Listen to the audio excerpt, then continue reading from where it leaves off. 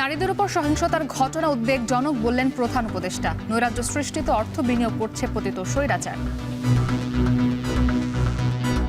বৈষম্যহীন সুন্দর বাংলাদেশ গড়তে হলে নারীর পাশে দাঁড়ানো, তাদেরকে সমর্থন জানানোর কোনো বিকল্প নাই।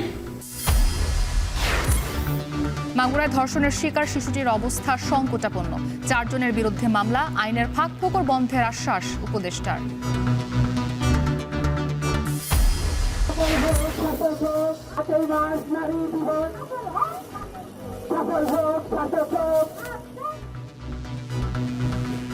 নারী শিশুর প্রতি সহিংসতা বন্ধ না হলে দেশের ভাবমূর্তি ক্ষুণ্ণের শঙ্কা বিএনপির।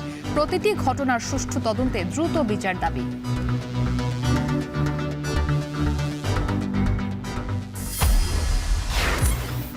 এবং ছিনতাই রোধে সহায়ক বাহিনী হিসেবে বেসরকারি নিরাপত্তা কর্মীদের নিয়োগ ডিএমপির। অতি প্রয়োজনে পাবে গ্রেপ্তারের ক্ষমতাও।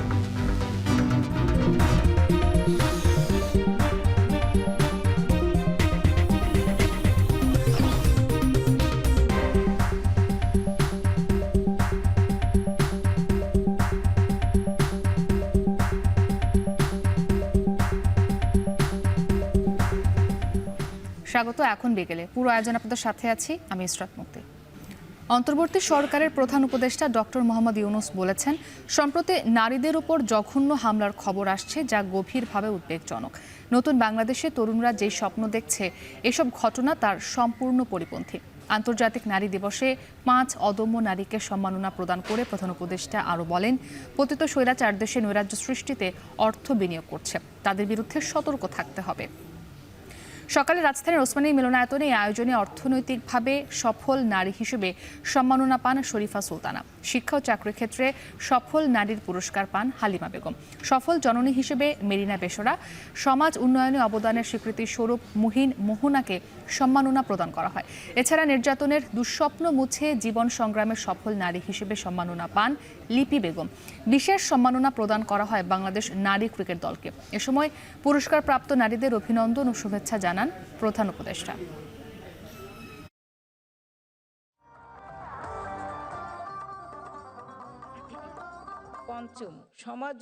আমরা কত গর্বিত আমাদের সাফল্যের জন্য এবং অন্য যারা পুরস্কার পেয়েছেন তাদের সবার জন্য। তারা পৃথিবীর সামনে আমাদের তুলে ধরেছে, সেই জন্য এই অভিনন্দন। নারীদের অর্থনৈতিক ক্ষমতায়নে সরকার সবসময় সচেষ্ট, এই জন্য বিভিন্ন ধরনের উদ্যোগ চলমান। মাগুরায় ধর্ষণের শিকার 8 বছরের শিশুটির অবস্থা সংকটাপন্ন। এখনও লাইফ সাপোর্টে রাখা হয়েছে তাকে। তার চিকিৎসায় মেডিকেল বোর্ড গঠন করেছে কর্তৃপক্ষ। এদিকে শিশুটিকে দেখতে ঢাকা মেডিকেল যান উপদেষ্টা শারমিন মুর্শিদ ও বিএনপি নেত্রীরা। এ সময় দ্রুত বিচারের আশ্বাস দেন উপদেষ্টা। এদিকে বোনের স্বামী, ভাসুর, শ্বশুর শাশুড়ির বিরুদ্ধে মামলা করেছে পরিবার। দেলওয়ার দোলনের প্রতিবেদন। বোনের শ্বশুরবাড়িতে বুধবার রাতে ধর্ষণের শিকার শিশুটির জ্ঞান ফেরেনি এখনও।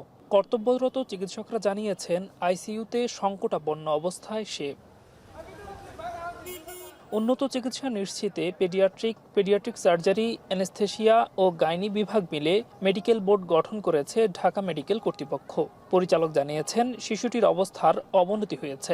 বাচ্চাটার পরিস্থিতি এখন আসলে একটু খারাপের দিকেই। তাকে ভেন্টিলেটরে রাখা হয়েছে। তার পরিস্থিতি অবনতি হয়, তাকে আমরা গতকাল রাত 9টার দিকে ভেন্টিলেটরে রেখে আমরা 4 সদস্যের একটা মেডিকেল বোর্ড করে দিয়েছি। আজকেই এই মেডিকেল বোর্ড বসবে। রোগীর জন্য যা যা ভালো হয় আমরা চেষ্টা করব, বোর্ড যেভাবে রেকমেন্ড করবে, এবং আমরা বলে দিয়েছি যে এই বাচ্চার চিকিৎসার জন্য আমরা সর্বতভাবে চেষ্টা করব এবং ফ্রি অফ কস্ট তার যেসব জিনিস লাগবে, ওষুধপত্র আমরা হাসপাতাল থেকে প্রোভাইড করব।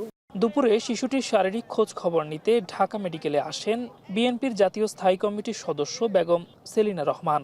অভিযোগ তুলে বলেন, অন্তর্বর্তী সরকারের সময় ধর্ষণের মতো ঘটনা বেড়েছে। দাবি করেন সুষ্ঠু বিচারের। কন্যা শিশু মানে কত বয়স হবে, তার উপর যে অমানবিক নির্যাতন হয়েছে, তাকে যে মেরে ফেলার চেষ্টা করা হয়েছে, তার উপর যে নির্যাতনটা, এটা সত্যিকার অর্থে মানব সভ্যতার সবচেয়ে বড় একটা কলঙ্কের ইতিহাস। এর আগে আসেন মহিলা ও শিশু বিষয়ক উপদেষ্টা শারমিন মুর্শিদ।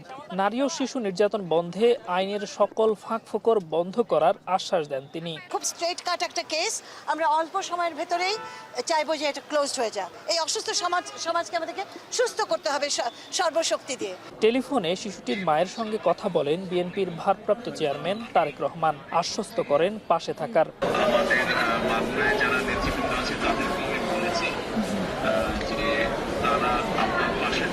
এদিকে শনিবার এ ঘটনায় পুলিশ হেফাজতে নেয়া বোনের শ্বশুর, শাশুড়ি, স্বামী ও ভাসুরের বিরুদ্ধে মামলা দায়ের করেছে পরিবার। ভিকটিমের বোনের হাজবেন্ড এবং তার ভাসুর, এই চারজন। আইন অনুযায়ী ব্যবস্থা নেয়ার কথা জানিয়েছে পুলিশ। দেলোয়ার দোলন, এখন, ঢাকা। এখন বিকেলে একটি বিরতি নিচ্ছি, সাথেই থাকুন। ছুটির দিনে ফুটপাত থেকে শুরু করে শপিং মলে জমে উঠেছে ঈদের কেনাকাটা। পছন্দসই জামা কাপড় কিনতে পরিবার পরিজন নিয়ে স্বস্তিতেই কেনাকাটা করছেন অনেকেই। বেশ আগেভাগে আসছেন বিভিন্ন মার্কেট ও শপিং মলগুলোতে। তবে পোশাকের ডিজাইনে নতুনত্ব না থাকায় হতাশ করে তারা। পাশাপাশি এবছর দাম বেশির অভিযোগ তাদের। আরও জানাবেন মেহরিন অ্যানি। ঈদকে সামনে রেখে ছুটির দিনে জমে উঠেছে রাজধানীর বিভিন্ন শপিং মল এবং বিপণী বিতান। রোজার শুরুতে আনাগোনা কম থাকলেও শনিবার সাপ্তাহিক ছুটিতে ক্রেতাদের ভিড় ছিল চোখে পড়ার মতো। পরিবারের ছোট সদস্যদের সাথে নিয়ে ভিড় এড়াতে সকাল সকাল কেনাকাটায় এসেছে অনেক পরিবার। শিশুদের পোশাকের পাশাপাশি পরিবারের অন্যান্য সদস্যদের জন্যও কিছুটা স্বাচ্ছন্দ্যে কেনাকাটায় দোকানে ভিড় করছেন ক্রেতারা। ক্রেতা আকর্ষণে ছাড়ের ব্যবস্থাও রেখেছে বেশিরভাগ ফ্যাশন হাউস। কালেকশনের ক্ষেত্রে তো আসলে ঈদের সময় কালেকশনটা অন্যান্য সময়ের থেকে একটু ভালো থাকে। দামটা খুব বেশি না, তবে খুব রিজনেবলও না, মাঝারি এভারেজ টাইপের। বরাবরই আমাদের ছাড় থাকে কাস্টমারের জন্য। আর বিশেষ করে হচ্ছে ব্র্যাক ব্যাংকের থেকে একটা ছাড় আছে, সেটাও ইনশাল্লাহ অব্যাহত আছে এখনো। তবে ফ্যাশন হাউসগুলোতে এবার ডিজাইনে কোনো নতুনত্ব না থাকায় হতাশ ক্রেতারা। পাশাপাশি দাম এবছর অনেকটাই বেশি বলে অভিযোগ ক্রেতাদের। কালেকশন এখানে অনেক বেশি ভালোই আছে, বাট আমি একটু এক্সেপশনাল চাইছিলাম। ঘুরলাম 2-3টা শপিং মলে, পছন্দ হয় যেটা সেটা অনেক দাম। দাম কিছুটা বেশি, গত বছরের তুলনায় এবার বেশ ভালোই বেশি মনে হচ্ছে আর কি। অন্যদিকে স্বল্প আয়ে যারা আছেন তারা ঝুঁকছেন রাস্তার পাশের ভাসমান দোকানগুলোতে। মার্কেটের ভেতরের থেকে 3 থেকে 4 গুণ কমে পাওয়ায় বেচা বিক্রিও বেশি ফুটপাতের দোকানগুলোতে। গরিব মানুষের মার্কেট, যেখানে কম পাবে সেখানে ছুটে যাবে। এখানে অনেকটা কমফর্ট ফিল করে অনেক কেনাকাটা করা যায়, দামও কম তুলনামূলক ভাবে। এখানে যারা আছে সবাই রিজনেবল প্রাইসের ভিতরে কেনার জন্য সবাই আসে। বানানোগুলো এখন কম হচ্ছে, যেগুলো কাটা কাপড় সেগুলো এখন বিক্রি হচ্ছে অ্যাভেলেবেল, আর ওখানে ভিড়ভাড়টা বেশি। 15 রমজানের পর বেচাকেনা ভালোভাবে জমে উঠবে আশা বিক্রেতাদের। মেহরিন অ্যানি, এখন, ঢাকা। নারী ও শিশু নির্যাতনের ঘটনা বেড়ে যাওয়ায় উদ্বেগ প্রকাশ করে বিএনপি নেতারা কঠোর হাতে দমন করতে সরকারের প্রতি আহ্বান জানিয়েছেন। এসব ঘটনার পেছনে উগ্রবাদী বা ফাঁসিবাদের দোসরদের কোনো ষড়যন্ত্র আছে কিনা তাও খতিয়ে দেখার কথা বলেছেন তারা। নারী নির্যাতন বন্ধে এখনই বন্ধ না করা গেলে বহির্বিশ্বে দেশের ভাবমূর্তি নষ্ট হতে পারে বলে শঙ্কা তাদের। আরও জানাবেন আসিফ ইকবাল। নারী ও শিশুদের প্রতি নির্যাতন ও ধর্ষণের প্রতিবাদে যখন উত্তাল সারা দেশ, সেই প্রেক্ষাপটে দেশে পালিত হচ্ছে আন্তর্জাতিক নারী দিবস। দিবসটি উপলক্ষে দুপুরে ঢাকা বিশ্ববিদ্যালয়ের টিএসসিতে অদম্য নারী শক্তিতে অজেয় শীর্ষক আলোচনার আয়োজন করে জাতীয়তাবাদী ছাত্রদল।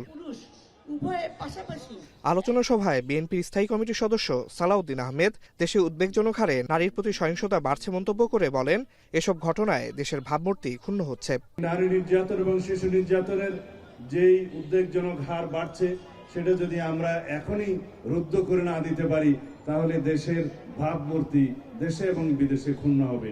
সেই দিকটা লক্ষ্য রেখে আমি অন্তর্বর্তী সরকারের সংশ্লিষ্ট সকল কর্তৃপক্ষ, সকল আইন প্রয়োগকারী, সকল সংস্থাকে অনুরোধ করব, আপনারা সুষ্ঠু তদন্তের মাধ্যমে প্রত্যেকটি ঘটনার রহস্য উন্মোচন করুন। সকালে নয়াপল্টনে নারী দিবস উপলক্ষে র্যালির আয়োজন করে জাতীয়তাবাদী মহিলা দলের সদস্যরা। সেখানে সাম্প্রতিক সময়ে নারীর প্রতি সহিংসতার ঘটনাগুলোতে সরকার কার্যকর পদক্ষেপ নিতে পারছে না বলে অভিযোগ করেন নেতারা। বিভিন্ন ক্ষেত্রে যেমন আমরা এগিয়ে এসেছি, পেশাজীবী ক্ষেত্রে বলেন, রাজনৈতিক ক্ষেত্রে বলেন, বিভিন্ন যার যেখানে প্রতিটি সেক্টরে, কিন্তু বাংলাদেশের সবচেয়ে বড় যেটা, সেটা হলো নারী ও পুরুষের মধ্যে বৈষম্য, অর্থাৎ পুরুষতান্ত্রিক সমাজ ব্যবস্থার দৃষ্টিভঙ্গি এখনো আমাদের উপর আছে, যে কারণে একজন মা, একজন ওয়াইফ তার ঘরের সম্মান পায় না। দলটির জ্যেষ্ঠ যুগ্ম মহাসচিব রুহুল কবির রিজভী সাম্প্রতিক সময়ে ঘটা নারীর প্রতি সহিংসতায় উগ্রবাদীদের মদদ থাকতে পারে বলে অভিযোগ করেন। কারণ একটি জঙ্গলি সরকার ক্ষমতায় থাকলে সমাজের মধ্যে জঙ্গলের রাজত্ব কায়েম থাকে। শেখ হাসিনা সেই ভয়ঙ্কর আদিম অরণ্যের রাজত্ব কায়েম করেছিল, কিন্তু বর্তমান এক রক্তক্ষয়ী মহা বিপ্লবের মধ্যে দিয়ে জুলাই আগস্টের বিপ্লব সম্পন্ন হয়েছে। বিএনপি নেতাদের দাবি, রক্ষণশীল দেশ হিসাবে বাংলাদেশকে পরিচিত করতে ষড়যন্ত্রের অংশ হিসেবে সাম্প্রতিক সময়ে নারী হেনস্থার ঘটনা ঘটাচ্ছে একটি গোষ্ঠী। আসিফ ইকবাল খান, এখন, ঢাকা। রাজধানীতে ছিনতাই প্রতিরোধে সহায়ক বাহিনী হিসেবে শপিং মল ও আবাসিক এলাকায় কাজ করতে বেসরকারি নিরাপত্তা কর্মীদের নিয়োগ দিতে যাচ্ছে ডিএমপি। অতি প্রয়োজনে তাদেরকে দেয়া হতে পারে গ্রেপ্তারের ক্ষমতাও। রাজধানীর বনশ্রীর ঘটনায় 6 জনকে গ্রেপ্তারের পর ডিবি মিডিয়া সেন্টারের ব্রিফিংয়ে ডিএমপি কমিশনার বলেন, তারাবি নামাজের সময় ঘরবাড়ি ও দোকানপাটে বাড়তি সতর্ক থাকতে হবে। এছাড়াও ঈদের ছুটিতে বাড়িতে যাওয়ার আগে বাসাবাড়ি, অফিস, দোকানপাট, ব্যবসা প্রতিষ্ঠানে নিজ দায়িত্বে নিরাপত্তা নিশ্চিত করে যাওয়ার পরামর্শ দেন তিনি। বনশ্রীর ঘটনায় তদন্ত করে জড়িত 7 জনের মধ্যে 6 জনকেই গ্রেপ্তার করা হয়েছে। গেল 23 ফেব্রুয়ারি দোকান থেকে বাসায় ফেরার পথে বনশ্রীতে স্বর্ণ ব্যবসায়ী আনোয়ার হোসেনকে গুলি করে 200 ভরি স্বর্ণ লুট করে নেয় দুর্বৃত্তরা। এ ঘটনায় শুক্রবার তাদের গ্রেপ্তার করে উদ্ধার করা হয় স্বর্ণ, টাকা, অস্ত্র ও বাইক। ঢাকাবাসী যাতে নিরাপত্তা বোধ থেকে বের হয়ে আসতে পারেন, ঢাকাবাসী জানুক যে এইরূপ একটি ঘটনা ঘটছিল, সেটি ব্যাপক ভাইরাল হয়েছিল, পুলিশ এটাকে ডিটেক্ট করছে, উদ্ধার করছে। সো আমাদের পুলিশ সক্ষম, ঘটনা একটি দুটি হলো, আমাদের পুলিশ সক্ষম। কোনো বাড়িতে, কোনো অফিসে ক্যাশ টাকা আছে, স্বর্ণ আছে, ভ্যালুয়েবলস আছে, এইটা খবর পাওয়ার পরে কোনোভাবেই কোনো ব্যক্তির এই অধিকার নেই ওইখানে যে অভিযান চালিয়ে তার সেই বাসা বা সেই অফিস তছনছ করা। আইন হাতে তুলে নেবেন না।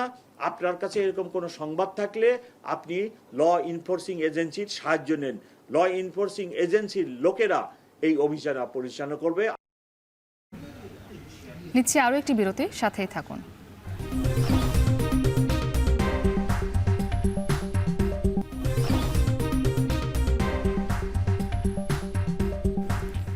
বিরতির পর আবারও স্বাগত, দেখছেন এখন বিকেল। মাদারীপুরে বালু ব্যবসা নিয়ে 2 ভাইকে কুপিয়ে হত্যার অভিযোগ উঠেছে প্রতিপক্ষের লোকজনের বিরুদ্ধে। আহত আরও অন্তত 5 জন, আটক করা হয়েছে 2 জনকে। পুলিশ জানায়, দীর্ঘদিন সদর উপজেলার খোয়াজপুরে কীর্তিনাশা নদী থেকে অবৈধভাবে বালু তুলছে ইউনিয়ন স্বেচ্ছাসেবক লীগ নেতা সাইফুল সর্দার। এ নিয়ে একই এলাকার শাহজাহান খানের সঙ্গে বিরোধের সৃষ্টি হয় তার। এরই জেরে বেলা 11টার দিকে সাইফুলের ওপর হামলা করে প্রতিপক্ষের লোকজন। খবর পেয়ে তাকে উদ্ধারের জন্য এগিয়ে যায় পরিবারের সদস্য সহ বেশ কয়েকজন। এ সময় সাইফুল সহ তার ভাই আতাউরকে কুপিয়ে হত্যা করা হয়। আহত হন আরও 5 জন। তাদের উদ্ধার করে সদর হাসপাতালে নেওয়া হয়। সেখান থেকে 3 জনকে ঢাকা মেডিকেলে পাঠানো হয়েছে। এদিকে হত্যাকাণ্ডের পর এলাকায় থমথমে অবস্থা বিরাজ করছে। মোতায়েন করা হয়েছে সেনাবাহিনী সহ আইন শৃঙ্খলা রক্ষা বাহিনীর অতিরিক্ত সদস্য। চুয়াডাঙ্গার তিতুদহে বিএনপির দুপক্ষের সংঘর্ষে রফিকুল ইসলাম নামে দলটির সাবেক এক নেতা নিহত হয়েছেন। আহত হয়েছেন আরও 2 জন। সকাল 11টার দিকে ইউনিয়ন পরিষদের সামনে এই ঘটনা ঘটে।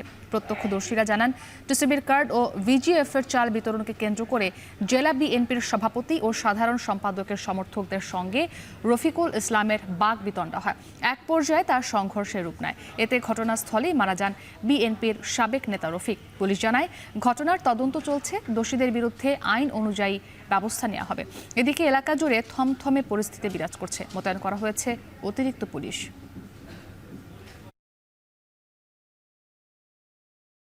শেরপুরে আসন্ন ঈদুল ফিতরকে ঘিরে বিপণী বিতানগুলোতে বিদেশি প্রসাধনীর পাশাপাশি বেড়েছে দেশীয় পণ্যের সমাহার। এসব পণ্য দিনে দিনে গ্রাহকদের আস্থা অর্জন করতে পেরেছে। ঈদকে ঘিরে দেশীয় এসব কসমেটিক্স পণ্যে দেওয়া হচ্ছে নানা মূল্য ছাড়। বিক্রেতারা বলছেন, এবার ঈদকে সামনে রেখে জেলার 3 শতাধিক ব্যবসা প্রতিষ্ঠানে প্রায় 25 কোটি টাকা প্রসাধনী বিক্রি হবে। শেরপুর থেকে জানাবেন জাহিদুল খান সৌরভ। ঈদ ধর্মীয় গুরুত্বের সাথে বাণিজ্যিকভাবেও গুরুত্বপূর্ণ। ঈদকে ঘিরে বিভিন্ন পণ্যের সাথে বিক্রি বাড়ে প্রসাধনী সামগ্রীর। গুণ ও মান বিবেচনায় বিদেশি প্রসাধনী পণ্যের পাশাপাশি বিক্রি বাড়ে দেশীয় প্রসাধনীর। শেরপুরের বিপণী বিতানগুলোতে পোশাকের দোকানের পাশাপাশি নারীদের ভিড় বেড়েছে প্রসাধনী ও সাজসজ্জার দোকানে। রূপচর্চায় দেশীয় skin care, hair care, lipstick, মেহেদি সহ বিভিন্ন নিত্যপণ্যই বেশি আগ্রহ তাদের। দামে সাশ্রয়ী হওয়ার সাথে দেশের আবহাওয়া ব্যবহার উপযোগী হয় এসব পণ্য অর্জন করেছে ক্রেতাদের আস্থা। কসমেটিক্সের দোকানে এসেছি ঈদের জন্য কিছু কেনাকাটা করতে। যারা স্টুডেন্ট আছি আমাদের মনে হয় আমাদের জন্য বাজেট ফ্রেন্ডলি দেশি পণ্যটাই ভালো। দেশীয় ন্যাচারাল জিনিসগুলি, প্রাকৃতিক, এগুলি আমি ইউজ করতে ভালোবাসি। আগে প্রসাধনীর বাজার ছিল বিদেশি ব্র্যান্ড নির্ভর, তবে বর্তমানে দেশীয় ব্র্যান্ডগুলি বৈচিত্র্যময় এবং আধুনিকতার সাথে তাল মিলিয়ে ক্রেতাদের আস্থা ও চাহিদা পূরণে সক্ষম। এছাড়া ঈদকে ঘিরে বিভিন্ন মূল্য ছাড় ও আকর্ষণীয় প্যাকেজ ঘোষণা করে থাকে, যা দেশীয় পণ্যের বিক্রি ও পরিচিতি বাড়াতে ভূমিকা রাখে। বিদেশি পণ্যের পাশাপাশি এবছর দেশীয় পণ্যের চাহিদাটা সব থেকে বেশি। ক্রেতাদের দিকে তাকিয়ে এই বছর আমরা দেশীয় পণ্যটার সমারোহ সবচেয়ে বেশি রাখছি। আমাদের দেশি অন্য প্রোডাক্টগুলো কাস্টমার এবার বিদেশি প্রোডাক্টের চাইতে আমাদের এবার দেশি প্রোডাক্টের প্রতি কাস্টমার অনেক ঝুঁকতেছে। ব্যবসায়ীদের আশা, আসন্ন ঈদুল ফিতরে জেলায় অন্তত 25 কোটি টাকার প্রসাধনী সামগ্রী বিক্রি হবে। শেরপুর জেলায় 25 থেকে 30 কোটি টাকা বেচাকেনা হবো, এই আশা নিয়ে আমরা অগ্রসর হচ্ছি। মোটামুটি দেশি পণ্যের চাহিদা আছে ভালো, বিদেশি পণ্যের চাহিদাও আছে, কিন্তু দাম বেশি হওয়ার কারণে আমরা অল্প রাখার চেষ্টা করতেছি। ঈদের কেনাকাটা এখনো জমে না উঠলেও বিক্রেতাদের আশা সপ্তাহ খানেকের মধ্যে জমে উঠবে বেচাকেনা। জাহিদুল খান সৌরভ, এখন, শেরপুর। এ ছিল এখন বিকেলে। এখন টেলিভিশন ওয়েবসাইটে দেখতে ভিজিট করুন এখন.tv। এছাড়া ফেসবুকে দেখতে ভিজিট করুন facebook.com/tv.এখন এবং ইউটিউবে দেখুন youtube.com/c/echontv-তে।